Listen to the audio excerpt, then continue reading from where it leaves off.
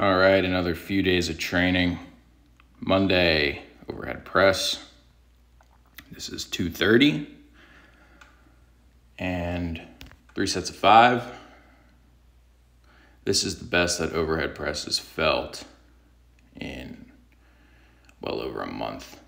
I just decided to clip the sides indefinitely because of, the way that I step, I guess. I'm having the plate swing. You've seen in the other videos. It moves out, makes the set very awkward.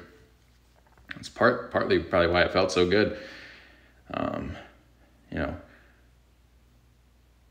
Not having issues locking it out because, well, that rep wasn't really locked out, neither was that one. This is the only set that was the case. Everything else is fine. Good hip drive, laybacks looking good. Was happy with that. And then this is Tuesday yesterday, 2 sets of 8, RDL with 455. And then I did my bench. Now, real quick on the overhead press. So, all right, final decision. It's only gonna be once a week. And the reason being is that Sunday to Friday, with 2 overhead press days, every single day, I'm on 2 feet, moving heavy weight without any day. Saturday is the only day that's just bench, right? So overhead press, and then Tuesday's RDL, Wednesday, which is today's squat, Thursday's overhead press again, Friday's deadlift, Saturday's just bench, so it's off of, standing on 2 feet, lifting something heavy, and Sunday's squat again. And I'm pretty hyper-focused on deadlift for this cycle. I want to get to either 575 or 585 for 5. I would take 575 for 5 and then 585 for 3 or 4. That would be fine. That's a PR. This is 276 on the bench. And 2 sets of 5. Last set I only got 4, and then I did another single. So I got to move my hands out, which is fine. I mean, they're so fucking close, man. I got my index finger on the smooth.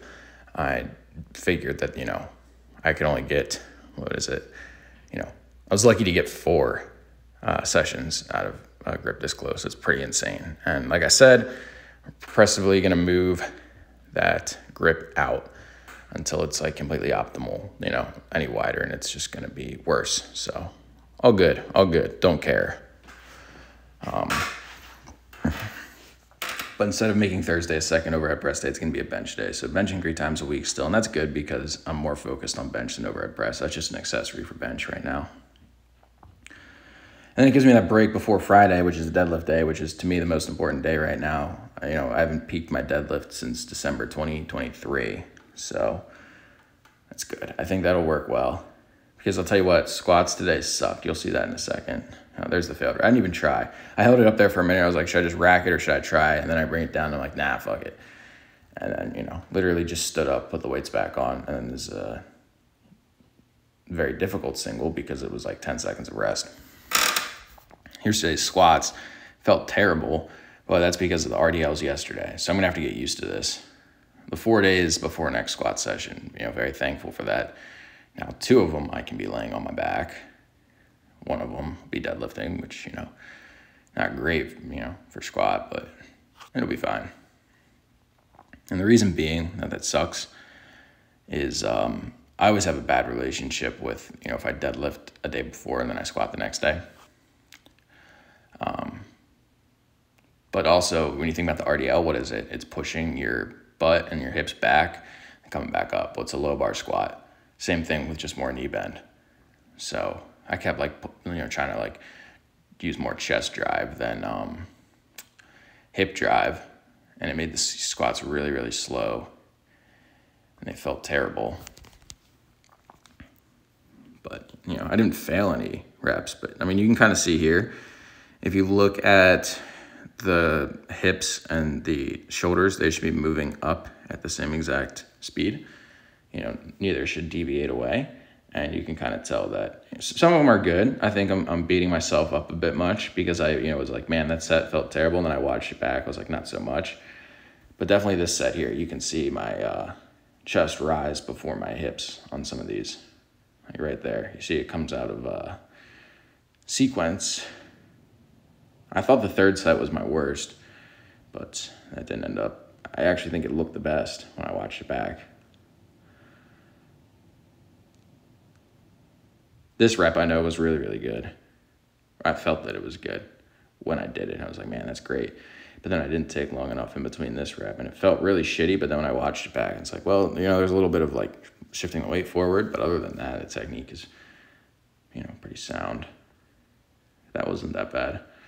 It wasn't the worst set in the world. I felt like it was. But yeah, looking forward to, you know, these bench days coming up. Get off my feet, because my lower back and glutes feel absolutely trashed right now. Overhead pressing tomorrow would not be a good idea for deadlifts on Friday. All right, car talk.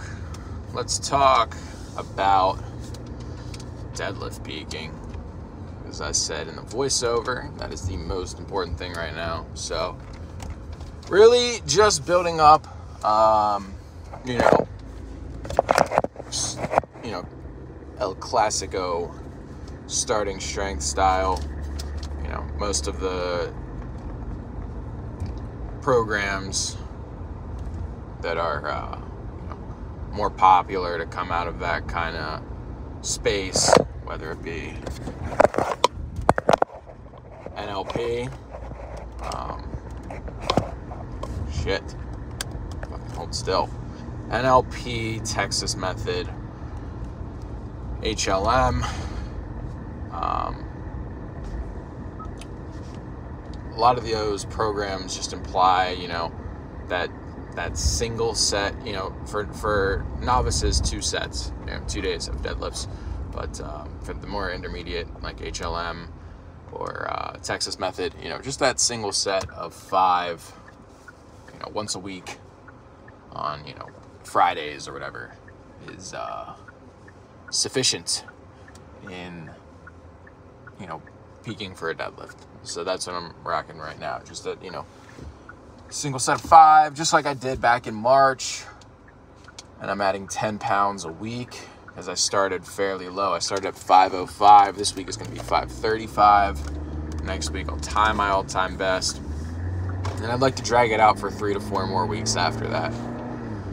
And once I'm at 585, which I will do for, you know, an AMRAP of sorts, whether that be 5, 4, 3, it definitely can't be 2. It's got to be more than 2. I'm going to, you know, retest, and I would like to pull, you know, at least 635, maybe 650.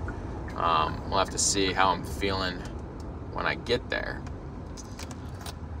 Once that's over, which is going to be what, about 6 more weeks, so that's going to put us in the middle of October.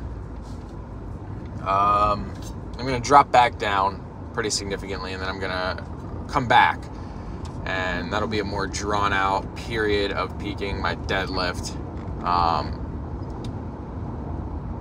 And when I'm coming back from that, it's going to be, you know, pushing for 700. I don't know that it'll be possible, but I want to get as close as possible. You know, 675 would be nice.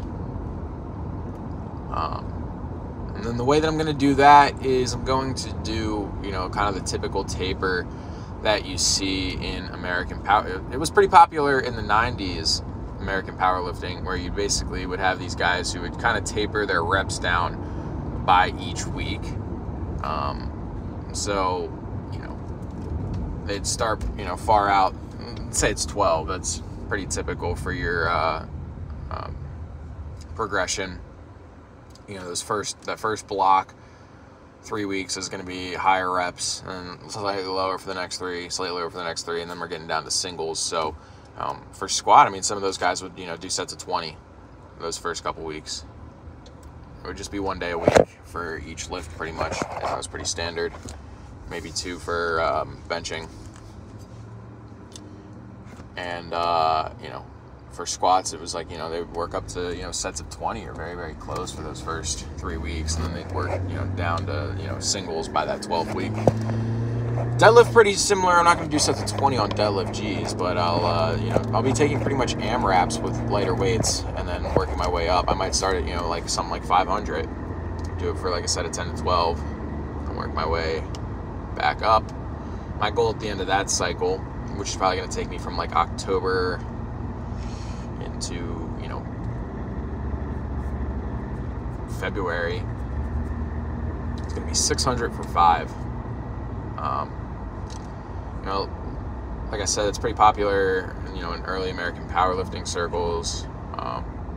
Some other guys that I've definitely taken notes from over the years still apply that method. I know that Graciano Rubio, I think is his name, Wall Street weightlifter, that's the method that he uses for his, it's a lot of Olympic weightlifting movements on his page, because he's more CrossFit, but I watched his Elite FTS table talk, and that was the way that he peaks for his squat, overhead press, and deadlift, which you don't really see much on his page. Good Lord, with the water bottle and the phone, something's got to fall every single time I slightly move the car. That's really annoying.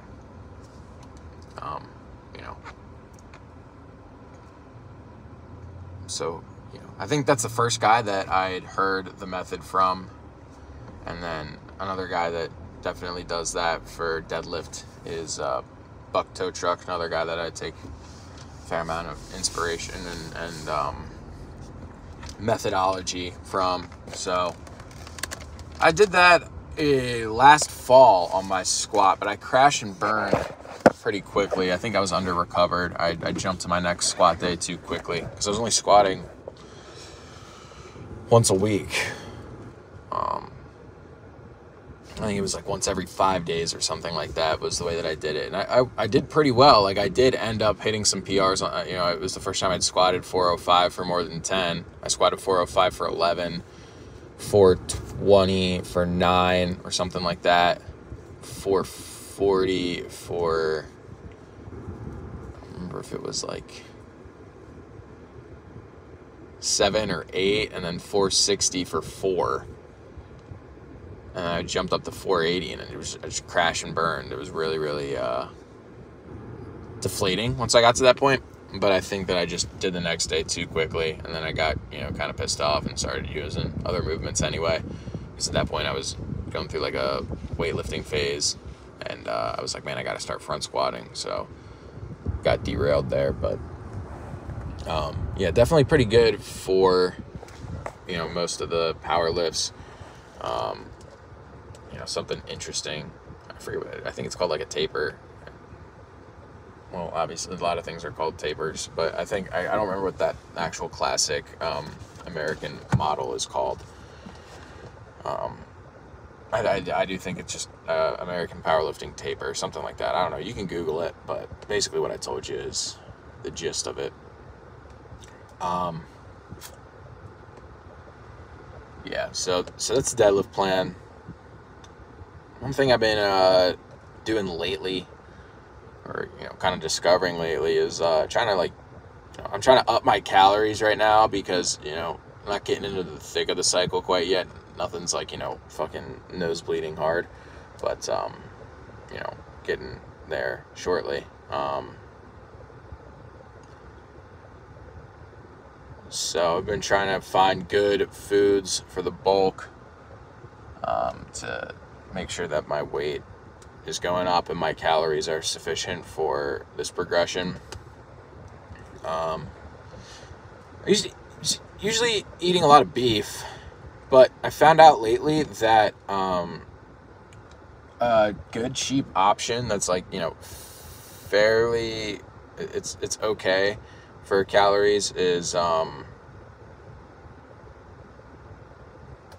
chicken wings. Yeah, chicken wings. Get those at Aldi, and then you can get like, I don't know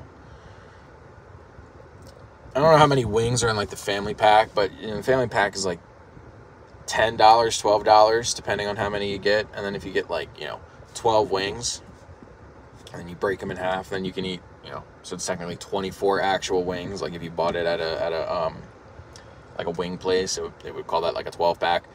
So you can eat like 12 at a time. Slam some rice, which is good for bulking, pretty fucking cheap. That's a good meal.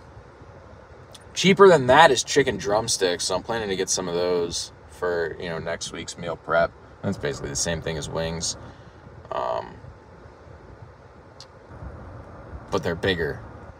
They're cheaper, so you're not going to eat 12 chicken drumsticks. You know, you'd probably eat like, you know, 4 or 5 or 6. I don't know how many calories are in them. I'd have to look at the protein and the calorie content. Pork is pretty cheap too. That's good. That's good stuff. I make pulled pork sometimes. It's pretty cheap. I got some sausage the other day that was on sale. It was like 4 pounds of sausage almost, and I got it for like $8 or something like that.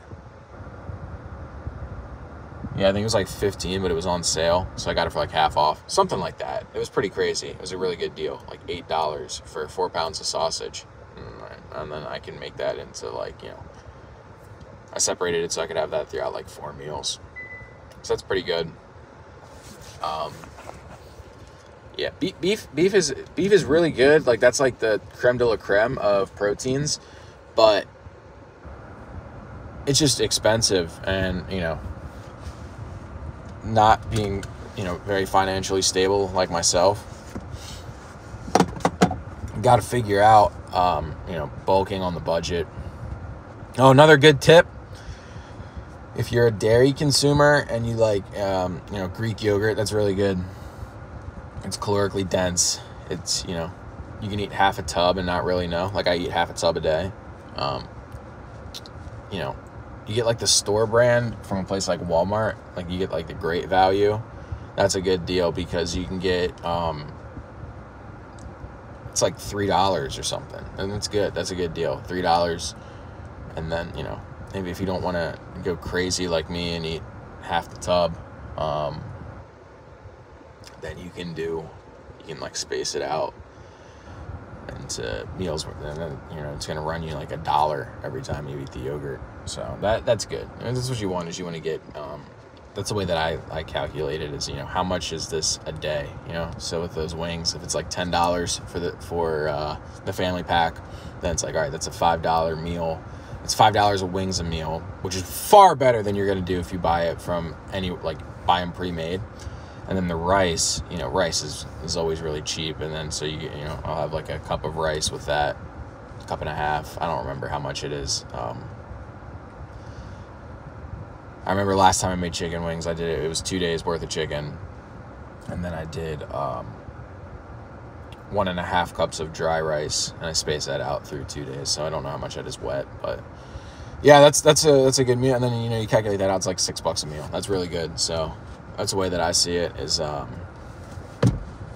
just trying to calculate that throughout the week. So if you got any other fucking tips, please tell me, because I'm on a humble budget here.